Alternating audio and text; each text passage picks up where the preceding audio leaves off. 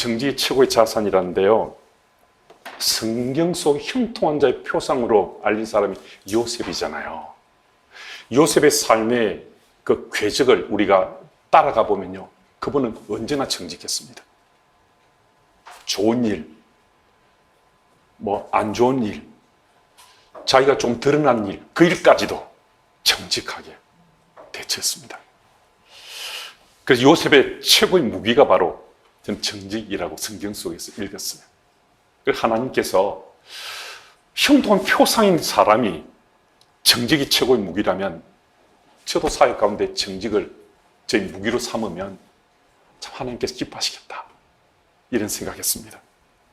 그래서 저는 저희 교회 부교육자뿐만 아니라 저희 교회 장로님들에게도 정직함에 대해서 한 번씩 말씀을 나눕니다. 우리는 실수하고 잘못할 수 있고 또 틀릴 수도 있지만은 그때 최고의 정말 해법은 정직하면 문제될 게 아무것도 없다고. 근데 문제가 생겼을 때, 실수와 잘못할 때 정직하지 않아서 문제가 되지. 누구라도 다 실수하고 잘못할 수 있고 틀릴 수 있는데 정직하면 그 순간 벌써 해법이 찾아진 거라고. 제가 그 이야기합니다. 제 이야기를 말씀을 드려서 좀 죄송스럽습니다. 제가 오클랜드 주님의 교회를 담임할 때 제가 이제 만 4년 되어 갈 때요.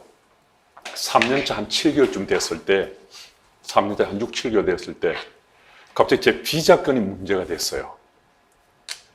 제가 이제 취업 비자를 2년을 받고 2년을 갱신했거든요. 그러니까 4년을 받은 거죠. 맥시멈이 4년이에요. 취업 비자가 뉴질랜드는 2년 받고 2년 했는데, 그런데 이제 저희 교우 중에 한 분이 저보고 목사님 영주권 왜 안 받으시냐고.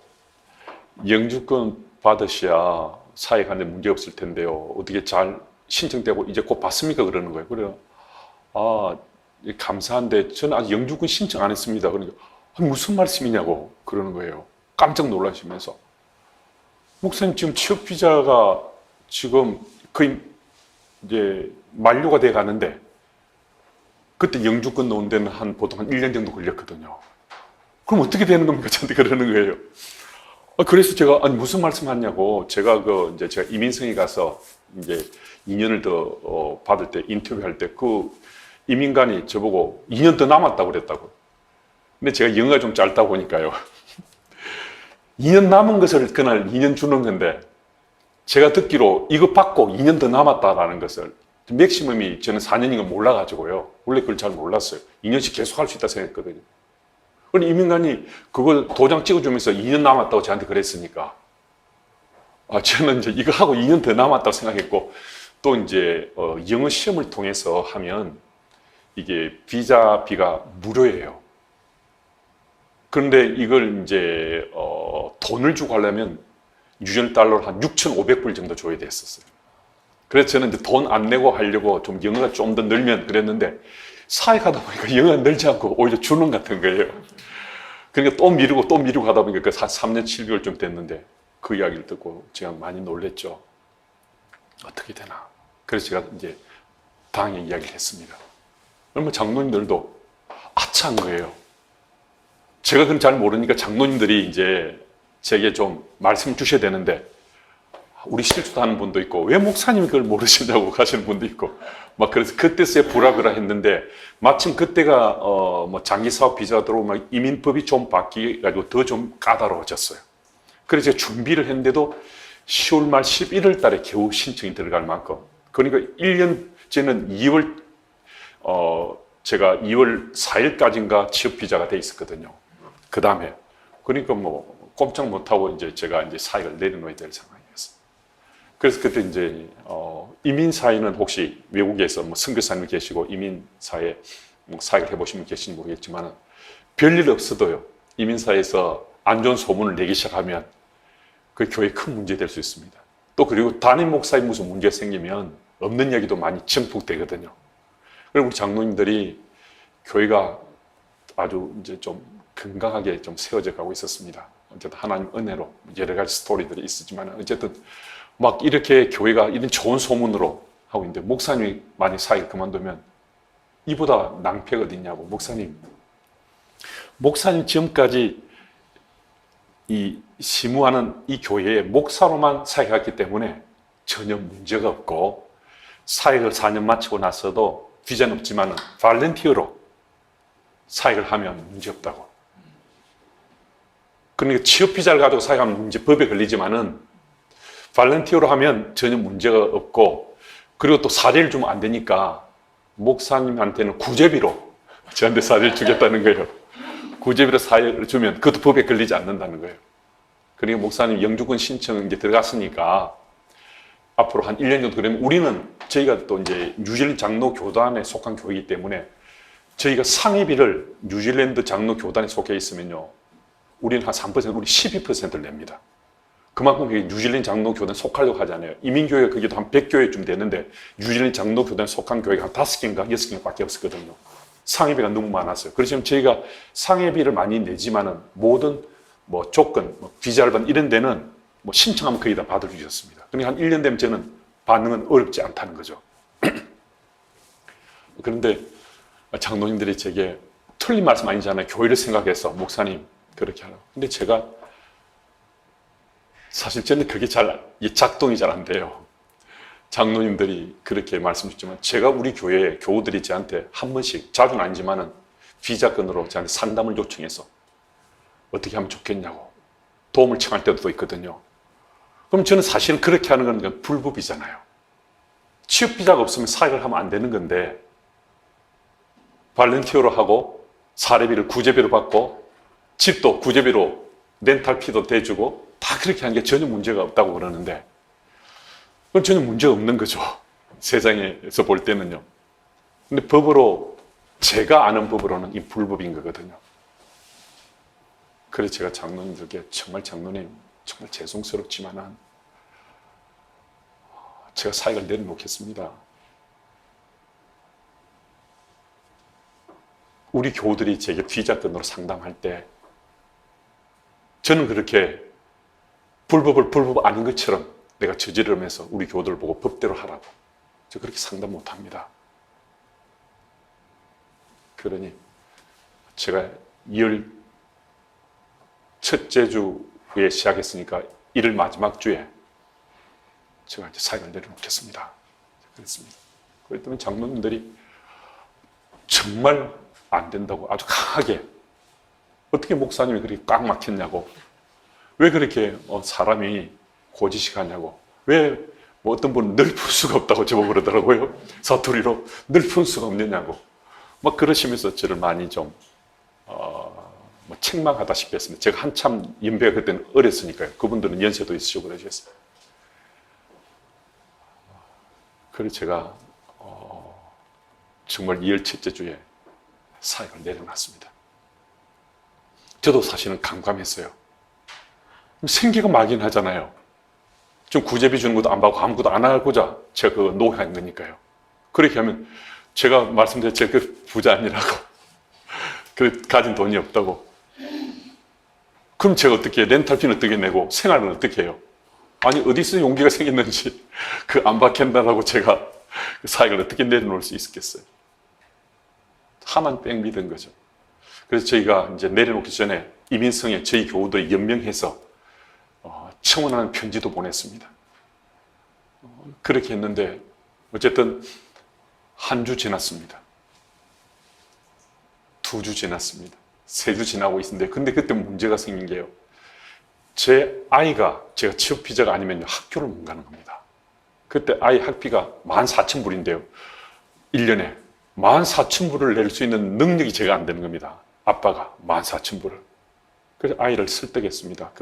이제 제가 사역 내놓기 전에요. 1월 중에 제 아내하고 제 아이한테 미안하다고, 아빠가 이렇게 해서 사역을 내려놓으면 네가 학교를 좀 쉬어야 된다. 그때 거기로는 2년이고 한국으로는 1학년, 중학교 1학년이고 거기는 중학교 2학년이거든요.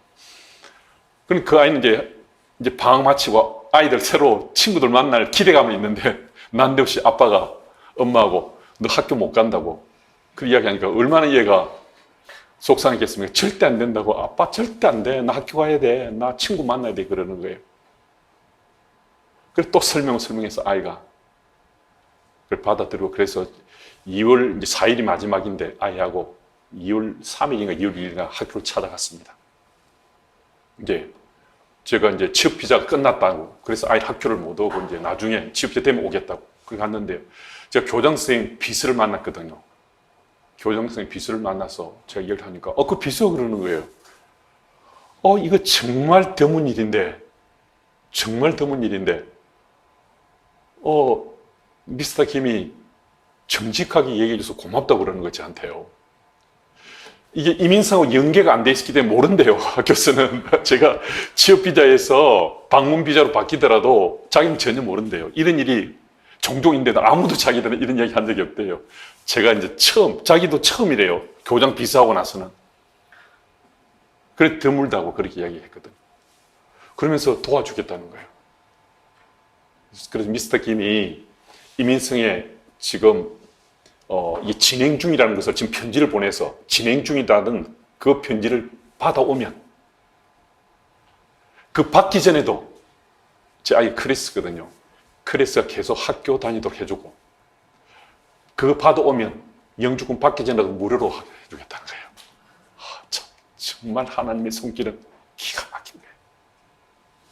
전 제 아이 데리고 이제는 학교 못 다니고 한동안 이제 어쨌든 등록금을 못 내니까 못 다닌다고 그거 지금 학교 알리러 갔는데, 그 교장선생님 비서가 교장선생님 말해서 이러는 거는 전혀 문제 없다고, 그렇게 하겠다고.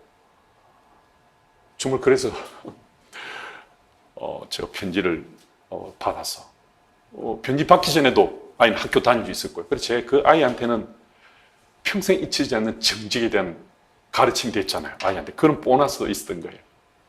그리고 저희 교회에서도 한 주, 두 주, 세 주, 넷째 주 금요일 날 이민서 편지가 왔어요. 그게 편지에 다른 단어보다 exceptional policy라고요. 예외적인 정책으로 너에 한해서 우리가 2년을 취업비자를 좀 더 내달라고 그랬거든요. 아니면 1년만이라도. 그런데요, 아마 뉴질랜드 이민 역사에 8년을 취업비자 받은 사람 저밖에 4년짜리를 내줬어요. 4년짜리를. 세상에. 우리가 맥시멈 2년을 생각했는데 이민성에서 이건 예외적인 정책이라고, 너에 대해서는 4년짜리를 저한테 내줘. 그러니까 뉴질랜드 이민 역사에 8년의 취업비자를 받은 사람은 토탈 아마 저밖에 없을 거예요. 이거 누가 하신 겁니까, 이거? 하나님 하신 거거든요. 그리고 한 11개월 됐을 때 영주권도 제가 받게 됐습니다. 그리고 4주차부터는 이제 4번째까지는 제가 회중석에 있었는데, 제가 참 회중석에서 설교 못하고 앉아있는 게요, 이 목사에게는 얼마나 힘든지, 제가 힘든 게 아니라 교우들이 저만 보면 우시는 거예요. 제가 처음에 앞에 앉았는데 제가 마침 일어나는데 교우들이 저거 막 우시는 거예요. 그래서 제가 우리 마침 큰 기둥이 있는 또 교회에서 이민교회를 빌리는데 그 뒤에 앉아가 있거든요. 또 저한테 와 또 저만 보면 교우들이 그냥 볼 때마다 우시는 거예요. 목사님 그러면서. 그게 너무너무 제가 힘들었어요. 3주하고 금요일 때까지. 그렇지만 그 이후에 교회가 사실 폭발적으로 부흥했습니다. 주님의 교회가요. 정말 폭발적으로 부흥했습니다. 그 소문이 안 났겠습니까? 이민사회에 더 뻥튀기 돼서 좋은 소문으로 막 전에 이민 오신 분들이 그러지 않아도 주님의 교회 소문이 좋아지고 있었는데, 이전에 쪼개진 교회는 사람들이 안 오거든요. 하나님 은혜로 쪼개진 교회였지만, 쪼개질 만한 교회, 담임 목사님이 떠나고 심호하는 내부장들이 다 책임져 사퇴한 교회였으니까 이민교회는 나쁜 소문 나면 아무도 안 찾아오는데, 하나님 은혜로 수개월 지나서 한 사람 오기 시작해서 1년 지나고 2년 지나서 많은 사람들이 찾아오고 있었는데, 이런 큰 빅 이슈가 될 만한 사건이 터지고 나서는 이게 교우들이 얼마나 많은 사람들이 우리 교회를 찾아오는지 좀 말할 수 없을 만큼 교회가 폭발적으로 부흥하게 됐습니다. 여러분, 정직은요, 사역자의 최고의 자산일 뿐만 아니라 그리스도인 사랑하는 우리 최고 자산입니다. 그래서 저는 하나님께서 행하신 일에 하나님께 제게 용기 주셔서 그 일을 또 감당하고 해왔고 지금도 그 일을 잘 감당하고 있는 거거든요. 그래서 우리 목사님, 선교사님들 힘들고 어려울 때 또 있고 선택의 자리에 있을 수 있는데 선택의 자리에도 이 하나님이 나의 하나님을 꼭 믿어지면 우리는 바른 선택할 수 있습니다. 다른 것 아니고요. 그분이 나의 하나님이신데 그분이 나를 안 돕고 누구 돕겠습니까? 내 삶을 역사하시지 않으시고 누구에게 역사하시겠습니까? 그래서 그 사실 믿고 전 사역하고 고난이 상급이라 하는데요. 성경 속에 적지 않은 인물들 이런 고난은 다 그들의 상급이 됐습니다. 다윗이나 다니엘이나 바울 등 그들 삶 속에 벌어지는 고난 어김없이 하늘의 상급으로 채워져 보너스까지 하나님 주셨습니다. 저는 사실 사역하는 가운데 별로 어려움이 없을 것 같지만은 저도 왜 어려움이 없었겠습니까? 제가 이민 목회를 하고 떠날 때 항상 상처가 있습니다. 저는 떠나기 전에는 별 상처가 기억하는 교회를 건축할 때 잠시 동안 제가 이민 목회하면서 교회를 건축하게 됐거든요. 사람을 채울 수가 없어서 어쨌든 하나님 은혜로 어쨌든 교회를 건축했는데 상업 빌딩을 구입해서 리모델링한 교회로 쓰게 됐습니다. 그때 약간 조금 어려웠고 그리고 떠날 때 참 힘들었습니다. 떠날 때는 오해도 많이 받고 한국에 정말 좋은 교회에서 저를 청빙해가지고 자기도 버리고 간다고 소문도 나고 하는 이야기, 그 이야기까지 하면 너무 길어서 민수기 14장 28절 말씀 붙잡고 내 말이 내 귀에 들리는 대로 응하리라 하셔서 하나님 이사건자신 믿고 한국에 와서 사역지를 구하리라 하고 그냥 떠나온 사람들이거든요. 그런데 그게 이제 생각하면 그게 상처가 되는 거예요.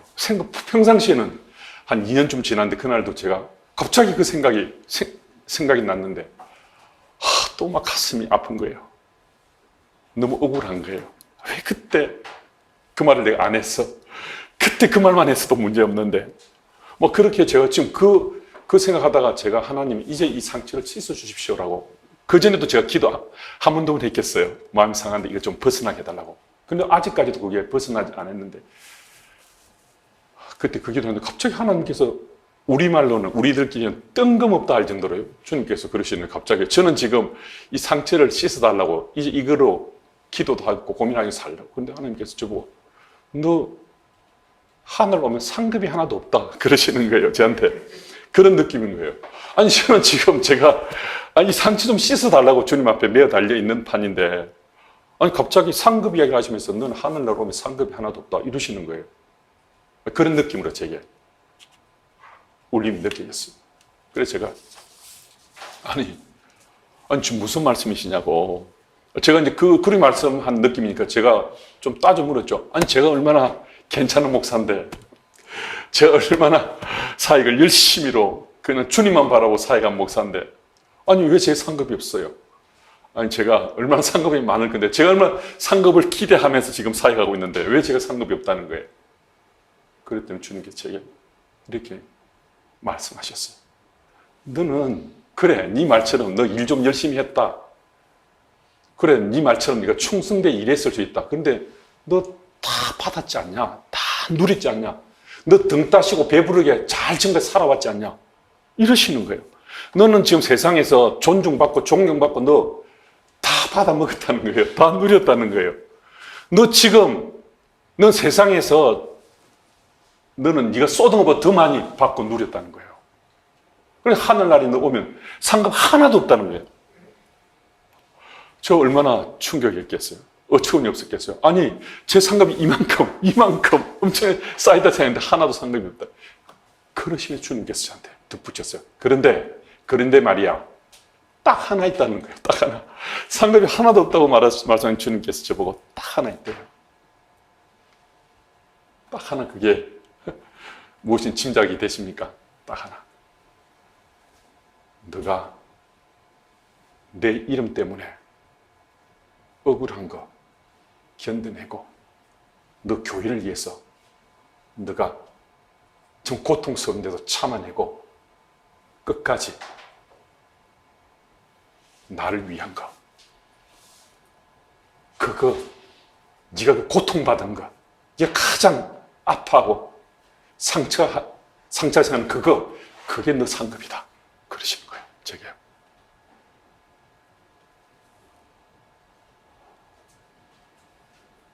정말 그날, 사실 지금은 제가 좀 나이가 조금 많아졌어요. 한 번씩 울컥하거든요.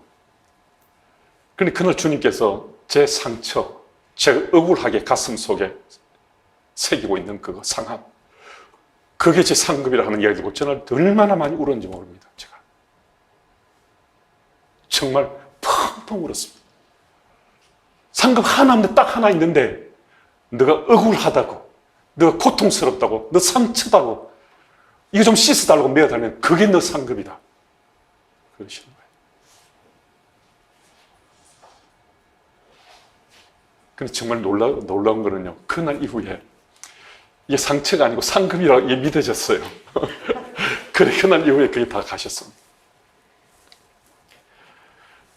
그래서 우리가 사회 현장에 있을 때 우리 선교사님들, 목사님들 혹시 고난 가운데 있을 수 있고 억울한 일, 원통한 일을 겪을 수 있는데요. 그게 상급이다 믿어지면요, 세상과 적당히 타협하지 않아도 되고 세상 사람 눈치 보지 않아도 될 수 있습니다.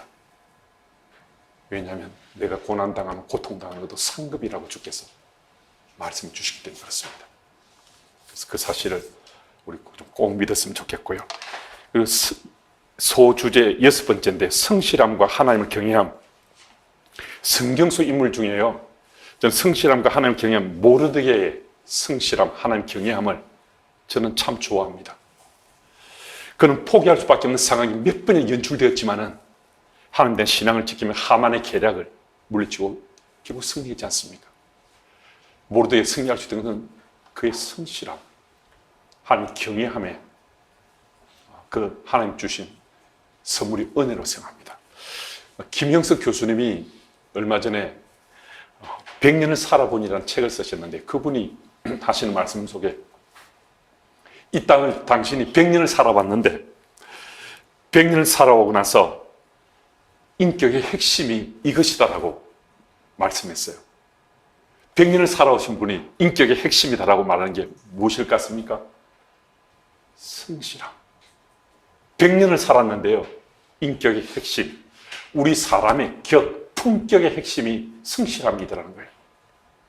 당신은 그렇게 살아왔다는 거예요. 그런데 이 성실함으로도 안 되는 것이 있었는데 그분이 어디 기고한 글을 제가 읽어봤는데요. 그 글에는 성실함으로 안 될 때는 하나님을 경외하는 것으로 이겨냈다고 그랬어요. 인생을 살아가는 자신의 최고의 자산이 성실함이었는데 그것으로도 안 되는 것이 간혹 있었는데 그것은 하나님을 경외하는 것으로 자신이 이겨낸다고 그랬습니다. 그래서 저는 저희 교회 부교육자들하고 이제 미팅할 때 이 이야기를 한 번씩 합니다. 결국 오늘 우리가 살아가는 우리 라이프 스타일이 세월 지난 우리 삶이 된다고. 지금 부교육자니까 이만큼 하고 요것만 하고 뭐 이 정도 해도 되겠다고. 물론 이 경중을 따지는 것이 아니라 하나님 앞에서 내가 충실한 정도에 대해서 여기까지 또 이만큼 이런 한계 짓지 말고 오늘 내가 살아가는 것이 이게 평생 내가 이 스타일로 살 거라는 그런 마음과 자세, 각오 가지고 그렇게 살아야 하나님 기뻐하신 사역자가 될 수 있습니다. 제가 그렇게 이야기하거든요.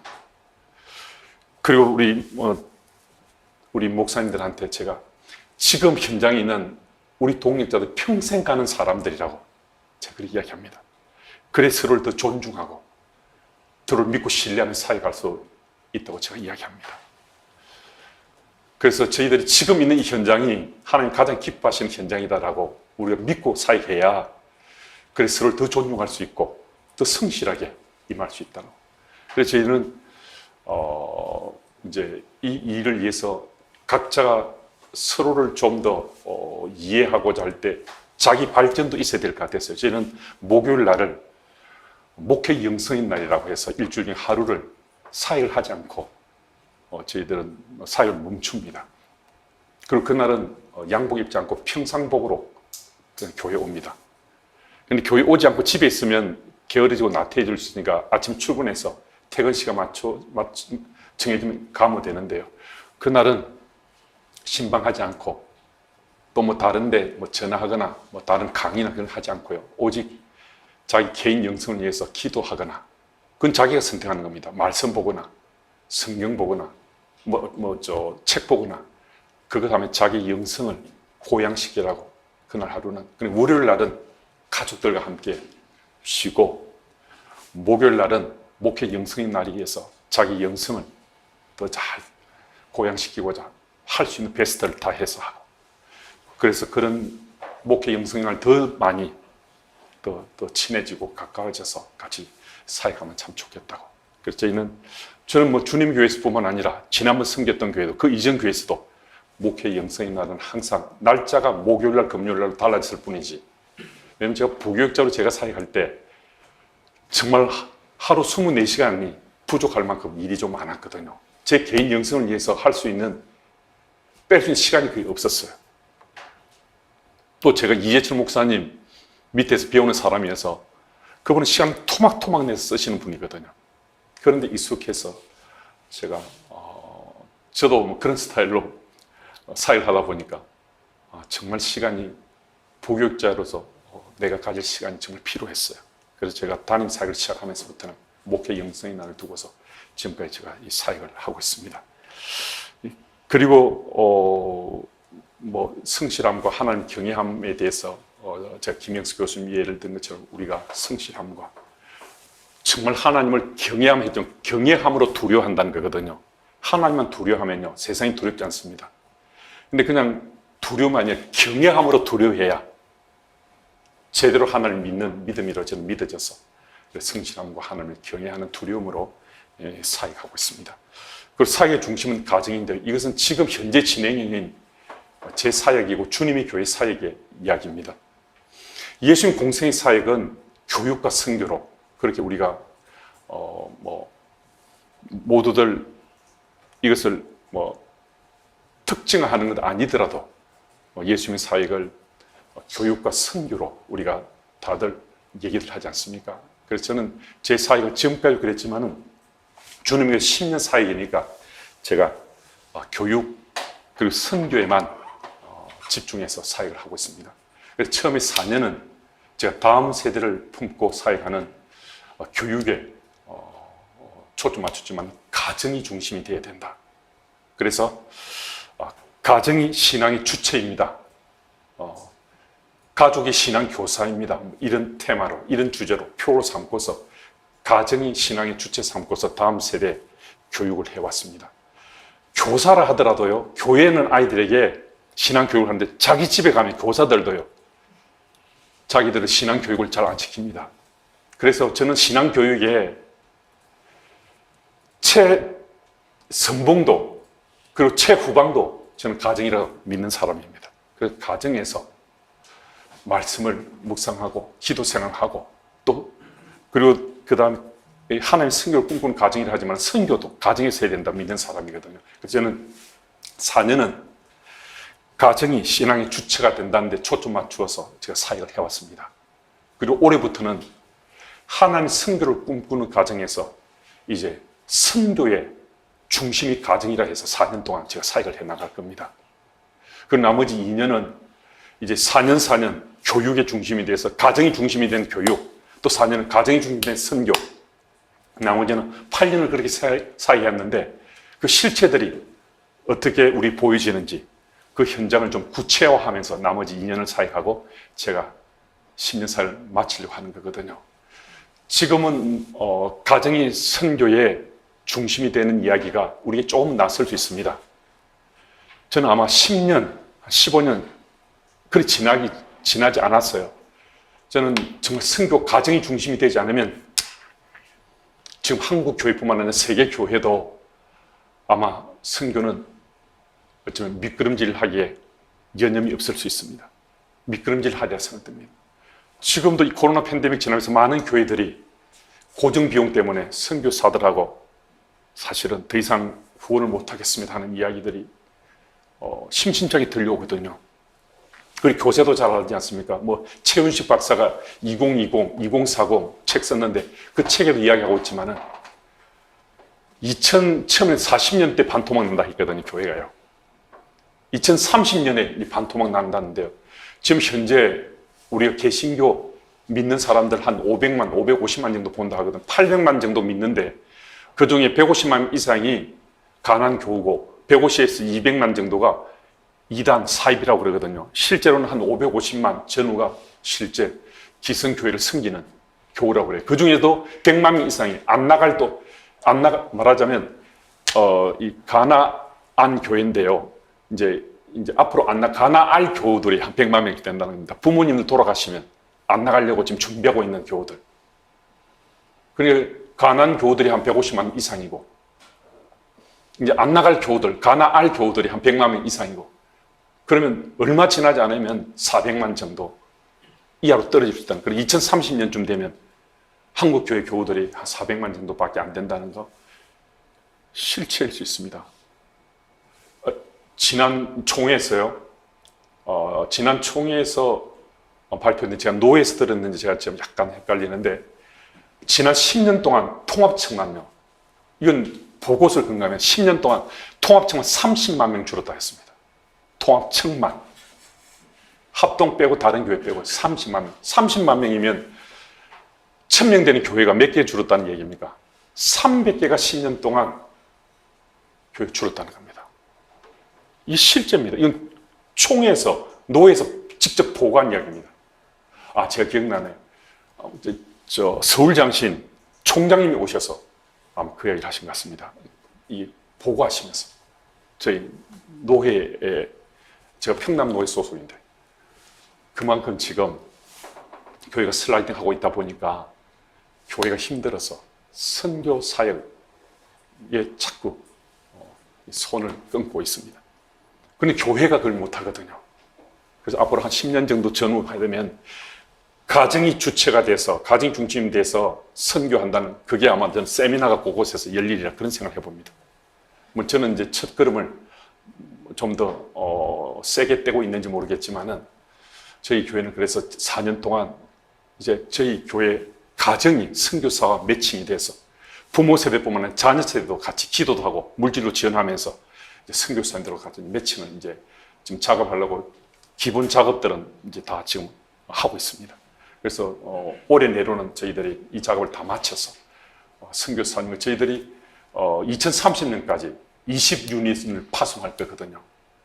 지금 6세대 유닛을 저희 파송했는데 2030년까지 20유닛을 파송할 건데, 그래 제 당대에서 하면 제가 하려고 하는 거잖아요. 제 은퇴하고 나서도 계속 이어지는 거여서 뭐 저한테 매일 필요는 없는 거죠. 제가 뭘 하려는 것은 아니고요. 저희 교회에서 그런 마음 가지고 교회 분위기가 선교에 대해서 방향이 더 많이 열려져서 저희들이 2030년까지 20유닛을 파송한다. 이렇게 저희들이 준비해서 가정과 연계해서 가정이 선교의 중심이 되는 사역을 하고 있습니다. 그래서 여러분 이거 아십니까? 제가 한 번씩 이런 느낌 갖는데요. 제가 뭘 준비했는데요. 이만큼 준비해서 A안을 준비했어요. 근데 제가 시간이 그것밖에 안 돼서 A안을 준비해서 이제 막 발표를 하려고 해요.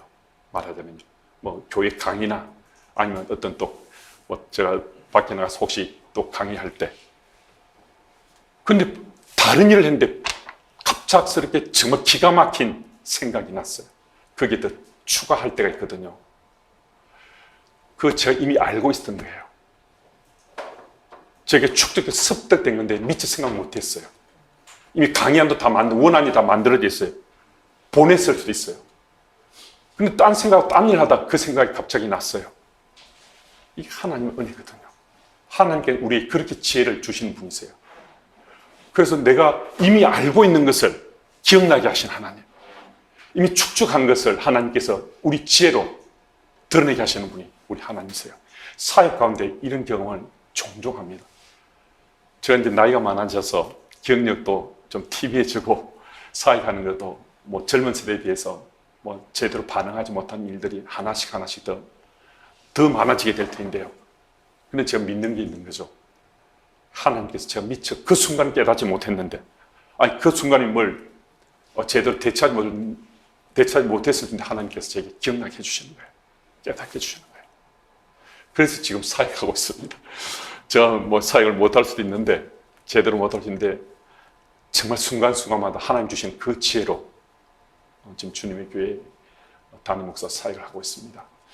뭐 제한된 시간에 좀 빨리 달리다 보니까 평상 제가 빠르기보다 훨씬 빠르게 좀 달렸는데요. 어쨌든 질문하실 게 있으면 좀 질문해 주시면 제가 답하도록 하겠습니다. 예, 아주 좋은 질문인데요. 제가 이런 말씀을 뭐 드려서 조금 죄송스러움도 있지만은 제가 이제 원래 저는 한 교회 담임 목사로 섬기다 평생 섬겨 은퇴했으면 좋겠다 생각했는데요. 그런데 참 뭐 원하도 원치 않건 제가 담임 목사로 10년, 8년 5개월 여기서 지금 4년 반 세 교회를 담임 목사로 섬기게 됐어요. 세 교회를 담임 목사로 섬기는 가운데 하나님께서 이제 제게는 하나님께서 좋은 소스를 주셨다라고 저는 사실 믿어요. 근데 제가 이제 사역이 사실은 이전에 제가 섬기던 교회보다 훨씬 좀 많아졌어요. 사역 자체는 사실 별로 많아진 것 아니에요. 왜냐하면 제가 이전에 섬기던 교회에서도 제가 사역을 그렇게 했거든요. 그때는 지금과 별로 달라진 거 없어요. 근데 지금 이 교회는 저를 찾는 사람이 참 많아요. 만나야 될 사람이 많고, 제가 원치 않아도 교회 이름 때문에 제가 만나야 될 사람들이 종종 있거든요. 그래서 저는 가능하면 약속 시간은 그분이 원하는 시간 아니더라도 좀 미루지만은 그래도 무엇인가 저하고 소통하고자 만나려고 하기 때문에 가능하면 시간을 맞추어서 제가 만나는 편이거든요. 그러니까 일이 많아졌잖아요. 근데 제가 원래 제 스타일이, 사역하는 스타일이 저는 밖에 잘 안 가고 그 이제 집 교회하고 지금까지 사역해 왔습니다. 그래서 사실 이 사역을 할 수 있는 거예요. 제가 이전에 섬겼던 교회도 제가 집 교회 거의 뭐 매일 일상이 집 있다가 교회 와서 사역하고 그리고 딴 데 안 가고 또 집. 주님의 교회 지금 4년 반 동안에 아마 지금 외부에 제가 임승민 총장 계실 때부터 체포를 시간에 저보고 좀 오시라고 하는, 와달라고 하는 이야기를 하면 미루다가 얼마 전에 한번 와 게 그게 아마 외부에 4년 반 동안에 처음인지 두 번인지 모르겠어요. 그리고 오늘 제가 집 교회만 하면서 지금 4년 반 동안에 사실은 제가 여기 와서 그리 해왔습니다. 물론 제가 충신교회 제가 간 적이 있는 거고 사실 기억이 별로 없지만 거의 제가 안 갑니다.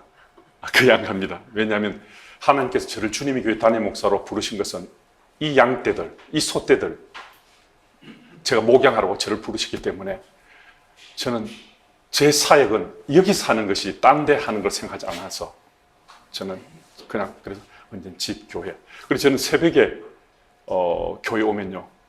그때 하루 일과 시작합니다. 새벽기도 마치고 나서. 보통 제가 4시 반에 새벽에 오거든요. 5시 반에 이제 새벽기도 시작하는데 4시 반에 와서 한 1시간 먼저 와서 하고 마치고 나서 6시 마쳤는데 1시간 정도 더 기도하고 한 7시쯤 돼서 제 방에 올라갑니다. 그럼 7시부터 제 하루 시작해요. 그때 이제 말씀 이제 묵상한 거 정리해서 200자 내로 해가지고 우리 목사님들, 전도사님들하고 나누고 또 우리 교회 당회원들하고도 나누고 그렇게 하고 나서 한 8시쯤 돼 그냥 이제 황성주 생식 같은 거 그거 아니면 먹든지 아침에 뭐 우동을 먹든지 아침 그렇게 먹고 그리고 뭐 교회에서 하루 종일 그냥 있습니다. 그리고 저녁 무렵에 이제 집에 가는 거죠. 그러면 이 교회에서 집이고 집에 가서 씻고 잠시 뉴스 좀 보다가 아침 새벽 일어나서 오고 이렇게 4년 반 동안에 지금까지 제가 대구일 때도 8년 5개월 동안에 그렇게 했습니다. 여기서도 제가 그렇게 지금 하고 있습니다. 그런데 제가 지금 질문한 걸 설교를 어떻게 이제 근데 제가 새 교회를 섬겼지 않습니까? 제가 이 주님의 교회를 섬길 때 목사님이 이렇게 했어요. 말씀은 다른 거 커밍하지 말라고 그랬습니다. 다른 거 훔치지 말라고. 우리 보고 직접 준비해서 하라고 그랬습니다. 물론 이제 책을 읽고 이해를 하거나 흐름 속에 좋은 인사이트가 해서 그런 거는 가능한 거죠. 근데 있는 대로 뺏긴다든지 이런 거 절대 하지 말라고 했습니다.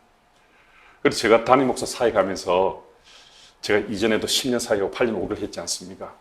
그간에 제 선생님이 저한테 가르친 대로 제가 말씀을 묵상해서 말씀을 준비한 그게 다 제 거거든요. 말을 하나님 주신 거지만은요. 그러니까 10년 동안 사역한 것이 제게 준비되어 있는 겁니다. 그래서 제가 우리 목사님들 그렇게 얘기합니다. 사실 이런 이야기하면 조금 목사님이 그러셔? 이렇게 할 수 있지만 그게 사실인데요. 그래서 이전에 이미 준비되어 있던 것을 제가 자료로 많이 참고합니다.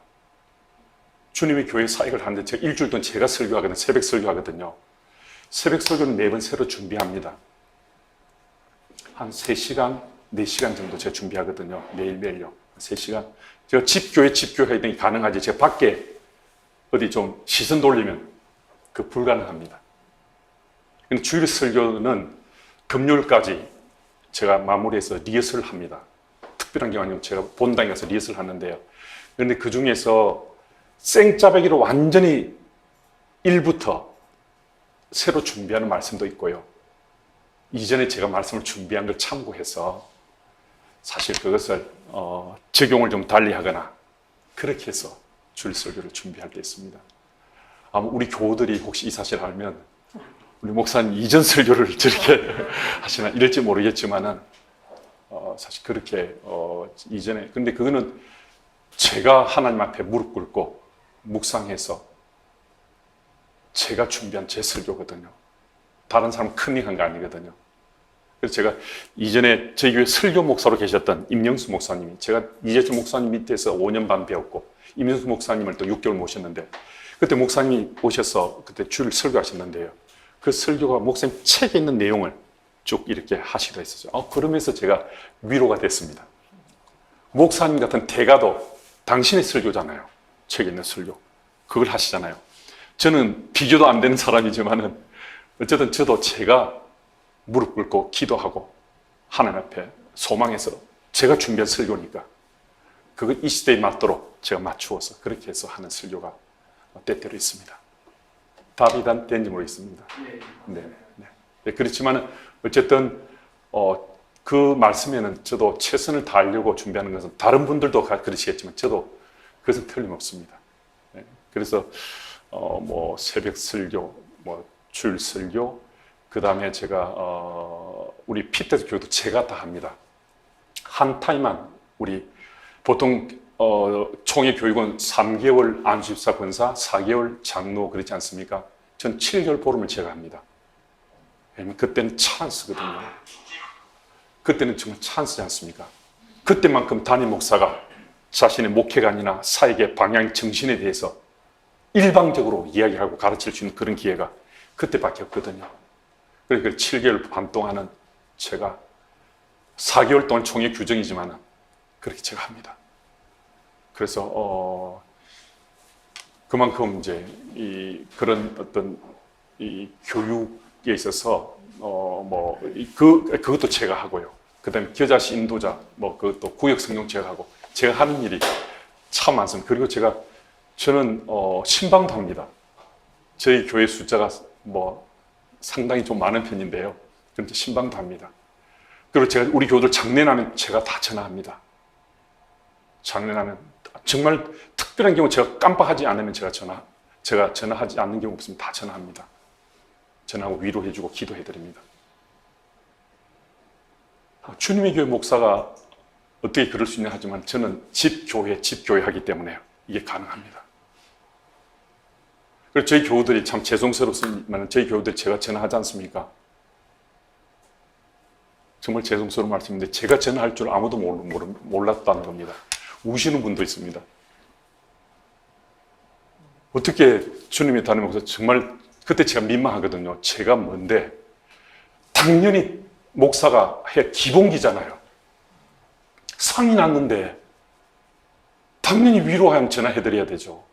아픈데 당연히 전화해드려야 되죠. 그렇잖아요.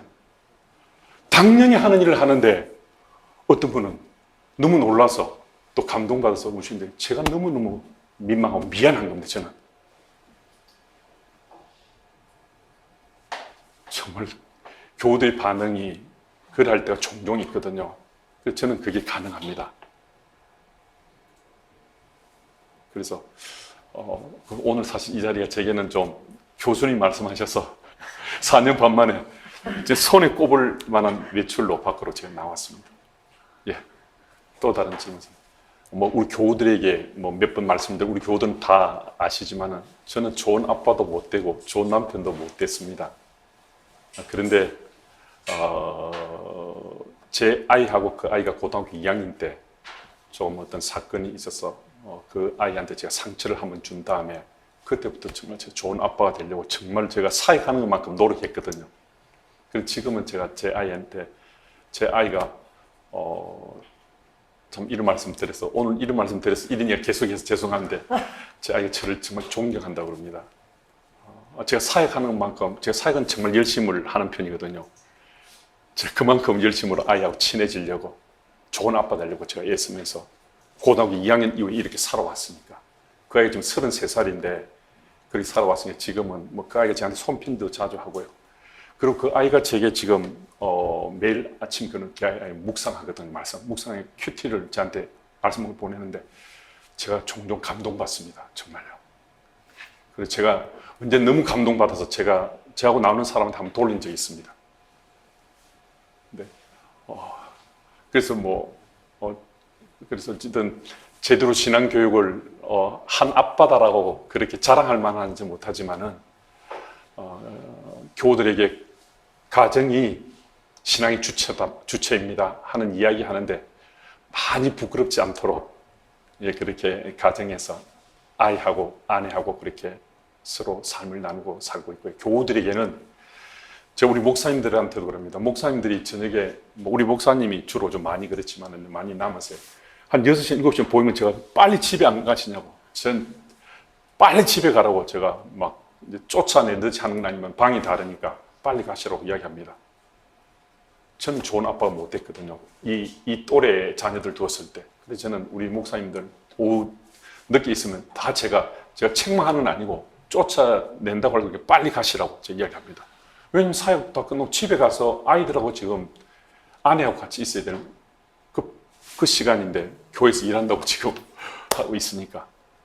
그래서 저는 그래서 우리 가까이 있는 목사님들 또 우리 저하고 이제 나누는 우리 장로님들이나 피택자들은 매년 한 30-40명씩 뽑히거든요. 피택자 30-40명 모이는데 저는 지금 마침 그 질문을 이 말씀을 드리는데 그분들에게도 항상 제가 가정이 신앙의 주체고 가정이 신앙의 최우선이라고 이야기합니다. 근데 그분들이 저하고 한 7개월 보름 정도 한다고 그러지 않습니까? 근데 그분들이 정말 그 사역을 피택자 교육을 마치고 나면요. 우리 교우들 중에 종종 그런 얘기 합니다. 목사님, 내 아내 좀 계속 연장 교육 시켜주세요. 내 남편 좀 계속 1년 더 좀 교육 좀 시켜주세요. 그럽니다. 그래서 제가 정말 가정이 신앙의 주체인 것, 제 가까이 있는 사람한테 많이 이야기하고 저도 그렇게 살려고 애쓰고 있고요. 그리고 제가 믿는 게 있습니다. 30-40명씩 이렇게 해서 10년을 제가 우리 교우 중에 300-400명은 저하고 6-7개월은 교육하게 되지 않습니까? 저는 그러면 저희 교우 중에서 300-400명은 그렇게 많은 숫자가 아니지만은 그분들이 일당 100, 일당 500 그러면서 교회에서 믿음의 삶을 충실히 살아가면 주님 교회가 정말 건강해지리라. 정말 하나님 기뻐하시는 교회가 되리라 그렇게 믿습니다. 그래서 제게 한 6-7개월 맡겨진 그분들 확실하게 합니다. 그분들 입에 단내 난다 할 만큼 제가 정말 FM을 합니다. 아주 철저하게 합니다. 3번 빠지거나 사유 없이 하면 피택을 안 시킵니다. 말하자면 임직을 못 합니다. 매년 한 명씩 매년 한 명씩은 다 탈락했습니다. 왜냐하면 그분들이 중요하거든요. 근데 강압적으로 하는 것이 아니고요. 하지 않으면 안 되도록 제가 하고 있습니다. 이 가정에서 제 아내의 경우에는 사실은 지금 목사님이 지금 이야기하신 것처럼 항상 제 아내한테는 미안한 마음은 누구 못지 않습니다. 그래서 제 아내가 제게 맞추어서 지금까지 살아온 거예요. 그래서 이제 아침은 항상 같이 지금은 이제 제 아내가 약간 몸이 좀 탈이 나가지고 새벽에 못 나오고 있는데 평생 저하고 같이 언제나 새벽을 같이 했습니다. 먼저 이민 목회할 때는 차를 타고 가야 될 거리여서 그때는 같이 왔고, 그 이후는 한국에 할 때는 제가 먼저 오고 제 아내는 시간 맞춰서 한 10분 전이나 어쨌든 시간 맞춰서 왔는데 새벽에 항상 함께하고는 아침을 같이 먹었습니다. 아침 같이 먹고. 근데 이제 다른 부부처럼 그런 좀 더 여유 있는 시간들 그런 걸 갖지 못해서 그게 항상 죄송한데요. 그래서 지금 말씀하신 것처럼 가정이 신앙의 주체다 하는 면에서 좋은 남편은 아직도 자격이 없는 것 같습니다. 자격이 없는 것 같고요. 그래서 뭐 많이 애는 쓰는 편인데 아내가 넉넉하게 감싸주고 저를 맞추어서 지금까지 살아온 것 같습니다. 그래서 제가 세상 살면서 그런 이야기는 제 아내하고 한 번씩 합니다. 이건 정말 진실이거든요. 혹시라도 당신이 없으면 정말 못 살 것 같다는 이야기 하고요. 제가 저한테 물어봤어요. 물에 빠졌는데, 정말 물에 빠졌는데요. 아니, 제가요. 저한테 물어봤어요. 물에 빠졌는데, 제 아내 대신 제가 죽을 수 있다면, 만약에 말입니다. 저한테 물어보니까 제가 예스가 되더라고요. 제가. 아니, 또 어떤 때 물어보면 노 될지 모르겠습니다. 저는 몇 번 물어봤을 때, 제가 그렇게 제 아내 없이는 제가 못 살 것 같더라고요. 왜냐면 제 아내하고 지금까지 살아온 삶의 스토리가 곳곳에 그냥 한번 제 아내 생각하면 곳곳에 그런 사연들이 있어서 제 아내가 제 눈에 안 보이는데 제가 살 수 있겠는가?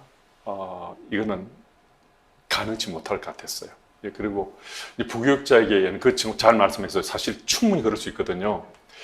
이재철 목사님도 이제 저희들에게 이제 그러면서 당신은 아마 제가 물어보진 않았지만은 잘하신다 생각했을 거예요. 호되게 14일 살았는데요. 그래서 우리 그 목사님이 안식년을 하셨어요. 중간에. 그랬으니까 우리 교우들이 뭐라고 했냐면 노년동에 봄이 왔다고 그랬습니다. 노년동에 봄이 왔다고. 목사님, 그리고 우리 교우들 저희들 볼 때마다 항상 애처로운 눈빛으로 목사님 어떻게 고생이 그리 심하냐고 너무 가슴 아프다고 항상 그런 인사 받았거든요. 어쩌면 우리 목사님들도 제게 그런 느낌인지 모르겠습니다. 그래서 저는 이제 나는 이재철 목사님 다른데 이렇게 생각할지 모르겠지만은 우리 목사님들이 근데 우리 목사님은 유대인 회사에서 잡을 가지고 일하셨기 때문에 사실 우리 목사님은 좀 딱 말하면 그대로 따라야 되는 스타일이고요. 저는 이제 스타일이 조금은 제가 생각할 때 뭐 그냥 한 가지 곁길로 간 이야기일 수 있지만은 제가 여기 오니까 우리 이제 목사님들이 새벽 기도에 거의 잘 안 오셨어요.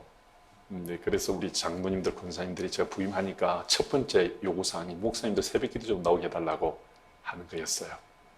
그래서 이제 물론 뭐 사역지마다 근데 저희 교회가 너무 자유로워서 그랬는데 그래 제가 이제 목사님들한테 제가 바로 놀러 가면 그럴 테니까 제가 2달 정도 시간을 드릴 테니까 2달 동안에 잘 연습해서 2달 지나서는 우리 새벽기도 다 좀 하십시다. 그랬는데 한 보름쯤 전에 다 새벽기도를 오더라고요. 제가 매일 설교를 했거든요. 그러니까 그래 2달 좀 지났는데 이제 저는 뭐 계속해서 이제 새벽기도 빨리 와서 또 늦게까지 기도하고 그래 했는데 우리 목사님들이 이제 그냥 한 번씩 그냥 군사님들이나 그분들 쿡 지나가면서 크게 목사님들 싫어하고 뭐 또 책망하는 아니면서도 그런 이야기를 할 때 있잖아요. 저보고 목사님 새벽기도 놓으신 좋은데 기도 좀 하고 가셨어요 그러더라고요. 저한테요. 새벽기도 놓는데 기도는 안 하고 막 가시는 분들이 좀 많았던 모양이에요. 그래서 제가 2달 지나고 나서 목사님들 다 이제 새벽기도는 잘 나오셔서 그래서 제가 목사님들한테 3달 시간을 드리면서 30분 정도 이제 새벽기도에 앞이든 뒤든 30분 정도 좀 기도 오셔서 새벽 이왕 나왔으니까 하시고들 가시면 좋지 않겠냐고 30분 드렸거든요. 30분 하시라고 3달 드렸거든요. 그리고 6개월 됐을 때 그때부터 우리 이왕 사역자 평생 살아갈 때니까 우리 1시간 정도는 기도하십시다. 원래 제 본심은요. 원래 본심은 제가 부임하고 그 다음 날부터 1시간 기도했으면 좋겠는데 저는 처음에 2달, 그 다음 3달 이게 제 스타일이거든요. 그래서 이제 그렇게 이제 접근하는데 그렇지만은 이제 입장 밖에 보면 새벽 기도 나오는 것 자체도 매일 나야 되니까 깝깝할 수 있습니다. 근데 이제 제가 처음 부임할 땐 그랬는데 제가 부임하면서 사역자를 이제 다 바뀌었습니다. 100%다 이전 사역자로부터 만 4년 반 만에, 4년 만에 올해 다 바뀌었습니다. 근데 이분들은 처음에 그 다음에 와보니까 6개월 지나서부터 한 시간 기도했다고 그러잖아요. 오니까 다 기도하고 있는 거예요. 공동체가 다. 그럼 제가 이야기할 필요가 없어요.